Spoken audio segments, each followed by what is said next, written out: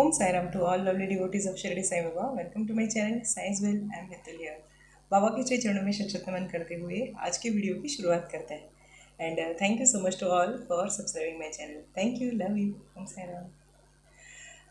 आज बात करते हैं कुछ कमेंट्स आई है उनके आंसर्स देते हुए पूरा वीडियो बना दी हूँ मैं, ठीक है, ताकि बहुत सारे कमेंट्स हैं तो मैंने सोचा उस पर एक डेडिकेटेड वीडियो ही बना देते हैं ताकि सभी को आंसर्स मिल जाए. और जिन्होंने पूछा है उन्हें तो डेफिनेटली मिलेगा ही मिलेगा. और जो मेरे थॉट्स है उस क्वेश्चन के रिगार्डिंग वो भी मैं बता देती हूँ ताकि बाकी जो साइड डिवोटीज़ हैं वो भी अपनी लाइफ में चाहे तो फॉलो कर सकते हैं, ठीक है. तो मैंने कुछ लिख के रखी हैं कुछ कमेंट्स. तो उसमें सबसे पहले कमेंट है कि मतलब क्वेश्चन है, ऑब्वियसली कमेंट नहीं था किसी वीडियो के. तो उसमें इन्होंने पूछा है कि मूर्ति की प्राण प्रतिष्ठा कैसे करें और बाबा की मूर्ति अगर घर में लानी है तो कौन सी मूर्ति बेस्ट रहेगी. ओके, देखिए, बाबा की मूर्ति तो हम डेफिनेटली ला सकते हैं और मैं प्रेफर करती हूँ कि आप शिरडी जब जाए तो शिरडी से ही लीजिए. शिरडी में दो प्रकार की मूर्तियाँ आपको अवेलेबल हो जाएगी. एक जो बाहर हम जब दर्शन लाइन में जब जाते हैं ना तो लोग लेके खड़े होते हैं, राइट, सेलर्स खड़े होते हैं बेचने के लिए. उस मूर्ति की कुछ वैल्यू ज़्यादा नहीं होती, आई थिंक 100 या 200 रुपीज़ में वो आपको मिल जाती है. लेकिन वो मूर्ति ना रिलायबल नहीं होती. मतलब अगर आप अभिषेक करना चाहते हो, अगर आप घर पे लाके कुछ पूजा करना चाहते हो तो वो जब मार्बल की मूर्ति बनती है ना तो उसका जो डस्ट निकलता है, मार्बल को कट करते टाइम जो डस्ट निकलता है उसको उसमें कुछ केमिकल वगैरह सब या फिर जो भी ग्लू वगैरह जो भी होता होगा वो सब डाल के फिर उसको बनाते हैं. तो वो मूर्ति बीच से होलो होती है पूरी, ठीक है. और उसमें अगर आप जल अर्पण करोगे या फिर अभिषेक करवाओगे बाबा को तो वो मूर्ति तो पूरी डिज़ोल्व हो जाएगी. मतलब आज नहीं तो कल वो ख़राब होनी ही होनी है, राइट. तो वो मूर्ति तो मेरी, और अगर आपको पूजा करनी है मतलब सपोज़ अभिषेक वगैरह करना है तो वो मूर्ति तो बिल्कुल भी मत लीजिएगा, ठीक है. ऐसे ही आपको रखना है मंदिर में तो आप चाहें तो ले सकते. अगर पूजा वगैरह सब करना है, अभिषेक करना है, ठीक है, वो करना है, बाबा को वस्त्र पहनाने हैं, ये मतलब उनकी जो पंचोपचार या षोडशोपचार पूजा जो होती है या फिर आप बोल दीजिए सगुण उपासना अगर करनी है आपको बाबा की तो आप या तो ब्रास की मूर्ति लीजिए, ठीक है, मतलब पीतल जिसको बोलते हैं पीतल की मूर्ति लीजिए, या फिर ओरिजिनल जो पत्थर की मूर्ति आती है ना शिरडी में जो हमें मिलती है वो मूर्ति लीजिए. ओके, अब साइज़ वाइज अलग अलग साइज़ की मूर्तियाँ होती हैं बट मैं प्रेफर करती हूँ कि घर के मंदिर में हमें अपने हाथ की साइज़ की मूर्ति रखनी चाहिए, इससे ज़्यादा बड़ी इतनी सी लमसम, ठीक है. अगर शिरडी में बात करें तो 3 नंबर 4 नंबर तक की मूर्ति ठीक है, ठीक है. अगर आप बड़ी लेना चाहें तो फिर वो आपकी मर्ज़ी. लेकिन हमने जब लिए थे या फिर अब सोचिए हमारे घर में जितने भी हमारे फैमिली मेम्बर्स हैं जिन जिन लोगों ने मूर्ति ली है या जो भी है तो वो सिर्फ 3 नंबर की मूर्ति ही है. तो अगर मान लीजिए शिरडी को जाता है और अगर हमें बाबा के वस्त्र मंगवाने होते हैं तो हम उनको बोल देते हैं कि 3 नंबर के वस्त्र लेके आइएगा, ठीक है. हालांकि हम तो खुद सीते, मतलब मेरी मम्मी खुद सीती है बाबा के वस्त्र, मैं भी सी लेती हूँ, लेकिन मैं तो समाधि मंदिर के वस्त्र बनाती हूँ. ये छोटे छोटे वस्त्र मेरा काम नहीं है, वो बहुत ट्रिकी है तो मेरे लिए थोड़ा हार्ड हो जाता है, लेकिन मम्मी बना लेती है. तो क्या होता है कभी कभार कोई जाता है और अगर हमें उनसे मंगवाने हो ना वस्त्र तो हमें ज़्यादा इजी हो जाता है कि आप उनको कलर बता सकते हो और आपको मूर्ति की साइज़ बतानी है कि कौन सी साइज़ के आपको वस्त्र चाहिए तो वहाँ से सेलर्स आपको दे देंगे. ओके, सेकंड आपका क्वेश्चन, मतलब वो था इनका क्वेश्चन कि प्राण प्रतिष्ठा कैसे करें. तो देखिए, मैं पर्सनली प्राण प्रतिष्ठा करने के लिए बिल्कुल प्रेफर नहीं करती हूँ क्योंकि जब हम मूर्ति की प्राण प्रतिष्ठा करते हैं ना तो हमें बहुत सारे रिचुअल्स फॉलो करने होते हैं, राइट. और हम सब संसार में रहते हैं तो आई थिंक हमारे लिए वो पॉसिबल नहीं है. तो आप बेटर है ये ऑप्शन ऑप्ट कीजिए कि आपकी भक्ति से वो मूर्ति में प्राण आए, ठीक है, बाबा आपको आपकी भक्ति से रिस्पॉन्स करें. ओके, लेकिन जो वेदोक्त जो होता है सब करना प्रोसीजर जो प्राण प्रतिष्ठा की, वो मेरे ख्याल से हमें नहीं करनी चाहिए घर की मूर्ति में जो हम हमारे घर पे रखेंगे. अगर मान लीजिए आप सब सोसाइटी में इकट्ठा होके या फिर कहीं आपका कॉमन प्लॉट है वहाँ पे या फिर ऐसे अगर कुछ करते हो, ठीक है, जिसके आसपास ना ही कोई किसी का घर होगा ना ही कोई वहाँ पे रहेगा, है ना, या फिर कोई कंपाउंड है उसमें अगर मूर्ति मतलब मंदिर बना के मूर्ति की प्राण प्रतिष्ठा करना चाहते हो तो वो डेफिनेटली कर सकते हो. लेकिन घर के अंदर मूर्ति की प्राण प्रतिष्ठा नहीं की जाती है या फिर नहीं होनी चाहिए बेसिकली. मुझे बहुत टाइम पहले की बात है, आई थिंक 10 या 11 की बात है कि मुझे ऐसे ही इच्छा थी कि जो हमारा जो एंसेस्टर हाउस जो है, ठीक है, जिस गांव से हम लोग हैं, मेरे पापा का जन्म जहाँ पे हुआ वहाँ पे मेरी इच्छा थी कि हम बाबा का मंदिर बनाएं या फिर बाबा की मूर्ति की प्राण प्रतिष्ठा करें.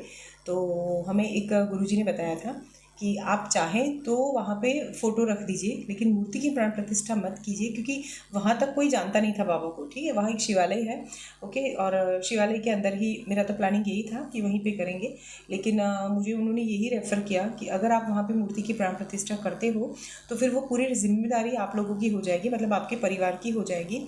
कि अभी मेरे पापा हैं तो पापा को सारा साल में एक बार जाना पड़ेगा, और सारे जो भी रिचुअल्स या जो भी होता होगा, ठीक है, वो सब फॉलो करना होगा। फिर वहाँ पे अगर उत्सव होते हैं तो उत्सव का ध्यान रखना होता है, जैसे हमारे शिरडी में पता है ना 4 मेन उत्सव होते हैं बाबा के, तो वो उत्सव भी वहाँ पे करने होंगे।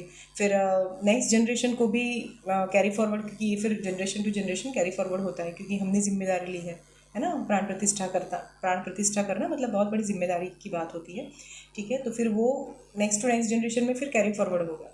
अब हमें ये तो नहीं पता कि हम करते हैं, राइट, हमारे बाद हमारे बच्चे करेंगे नहीं करेंगे, गॉड नोज, है ना। तो हम वो रिस्पॉन्सिबिलिटी क्यों लें, है ना। और साथ में बच्चों को भी, क्योंकि हमें सीरियसली नहीं पता होता ना कि बच्चे करेंगे नहीं करेंगे, और फिर खामखा उनको कोई दोष लगे या फिर कुछ भी, उससे बेटर है कि ये ऑप्शन ऑप्ट कीजिए ही मत। अगर आपको करनी है मूर्ति की प्राण प्रतिष्ठा तो अच्छा सा मंदिर बनवाइए, ठीक है, और मंदिर में सब इकट्ठा होकर मूर्ति लाइए और फिर प्राण प्रतिष्ठा कीजिए। वो कीजिए जहाँ पे आप पुजारी, ऑफिशियली पुजारी जी रखेंगे, कमेटी बनाएंगे, है ना, पुजारी जी प्रॉपर, जैसे तीन टाइम या 4 टाइम जिस तरह से भी होता है होगा पूजा, वो सारी वो ऑफिशियली पूजा करेंगे, अभिषेक करेंगे, भगवान जी को स्नान करवाएंगे, है ना, इस तरह से। लेकिन घर में जो मूर्ति रखे ना उसकी प्राण प्रतिष्ठा मत कीजिए, उस मूर्ति में प्राण ना अपनी भाव से लाइए, ठीक है, ताकि आपका कनेक्शन इतना अच्छा बैठेगा ना उस टाइम वो मूर्ति के साथ, मतलब आपको ऐसा लगेगा कि बाबा सच में रिस्पॉन्स दे रहे हैं, ठीक है, और वो रिस्पॉन्स देते ही देते हैं। तो घर के अंदर मूर्ति की प्राण प्रतिष्ठा नहीं करनी चाहिए। हमारी एक फैमिली मेम्बर है, उनका भी सेम इच्छा थी, बहुत टाइम पहले की बात है, आई थिंक 2-3 महीने हो गए शायद। तो उनकी भी इच्छा थी कि उनके मम्मी पापा का जो घर है वहाँ पे उनको मंदिर बनाना था। हालांकि अभी उनके मम्मी पापा इस दुनिया में नहीं है, तो उनकी इच्छा थी कि वो वहीं पे मंदिर बनाए। लेकिन मैंने उस टाइम पे भी उनको यही बात बताई थी कि मुझे जो पता था वो मैंने उनको बोल दिया। तो बोला अगर आप चाहते हो तो किसी एक्सपर्ट की सलाह लो, ठीक है, क्योंकि मैं वही बताऊँगी जो मुझे ऐसा लगता है कि बाबा ने किसी के थ्रू मुझ तक पहुँचाया और बहुत इंपॉर्टेंट चीज़ थी, ठीक है, और वो फिर मैंने अपनी लाइफ में पर्सनल इम्प्लीमेंट नहीं की, राइट। और अगर कोई करना चाहता है तो फिर वो कोई एक्सपर्ट की सलाह ले, कोई अच्छे गुरुजी की या फिर जो वास्तु तज्ञ हैं उनकी सलाह ले, ठीक है, वास्तु एक्सपर्ट हैं उनकी सलाह ले।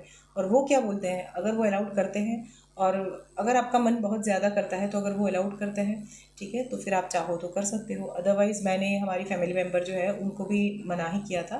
मैं बोला मैं आपको भी प्रेफर, क्योंकि वो मेरी क्लाइंट भी है तो हमारी बहुत अच्छी सी फ्रेंडशिप भी हो गई, अच्छी बात भी हो गई, ठीक है। तो मुझे पता था कि शायद ये नहीं कर पाए, क्योंकि नेक्स्ट जनरेशन का भी रिस्पॉन्सिबिलिटी आती है ना, और वो सोसाइटी में मंदिर बनाना, और जैसे हाउस होते हैं तो एक घर में इस तरह से मंदिर बनवाना वो थोड़ी बड़ी चीज़ हो जाती है, राइट। तो इसीलिए मैंने उनको बताया था कि मेरी ओर से तो अगर आप मुझे पूछे, उन्होंने ऑब्वियसली मेरा ओपिनियन ही लिया था, तो मैंने तो उनको मना किया था कि मेरी जब इच्छा थी तब मुझे एक गुरुजी ने मना किया, तो मैं तो पर्सनली इसको नहीं, मैंने वो प्लान मेरा ड्रॉप कर दिया। और मैं आपको भी बोलती हूँ कि आप ड्रॉप कर दीजिए। अगर आपकी बहुत इच्छा होती है ना तो आप क्या कर सकते हो, बड़ा सा फोटो रख सकते हो बाबा को। फोटो रखने में कोई नीति नियम नहीं होते हैं ना ही उनको भोग लगाना होता है, ना ही कुछ भी नहीं। अगर हम चाहे तो कर सकते हैं, लेकिन वैसे जैसे मूर्ति की प्राण प्रतिष्ठा करने के बाद हमें जो सारी सारी चीज़ें फॉलो करनी होती है ना, वो इसमें नहीं करनी होती, तो वो चलेगा, है ना। तो फोटो आप चाहो तो लगा सकते हो। मेरे घर पे भी बाबा का बहुत एक बड़ा सा ये लगा हुआ है, पोस्टर लगा है, बहुत बड़ा है, आई थिंक 8 फीट का है वो। तो हम जब भी बाबा के सामने, मतलब लिविंग रूम में ही है, तो जब भी हम बैठते हैं ना तो हमें ऐसा लगता है कि जैसे हम समाधि मंदिर में ही बैठे, मतलब दूर से समाधि दिख रही है जैसे, और हम पीछे खड़े, ठीक है, इतना इतना अच्छा व्यू आता है, राइट। तो वो आप चाहो तो कर सकते हो, उसमें आपको कोई रिचुअल या फिर कुछ भी चीज़ फॉलो करने की ज़रूरत नहीं है। लेकिन अगेन मूर्ति में वो सारे चीज़ें आपको फॉलो करनी पड़ेगी, तो आप देख लीजिए। अगर फिर भी आपका बहुत मन करता है तो जैसे मैंने बताया, आप किसी एक्सपर्ट की सलाह लीजिए, और फिर वो जिस तरह से बोलते हैं उस हिसाब से फिर आगे बढ़िए, ठीक है। तो ये एक पहला क्वेश्चन था।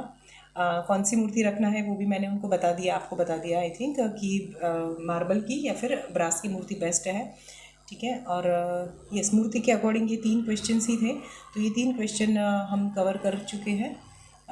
नेक्स्ट वीडियो में अब मैं दूसरे कमेंट जो है उनके आंसर्स देती हूँ, ठीक है।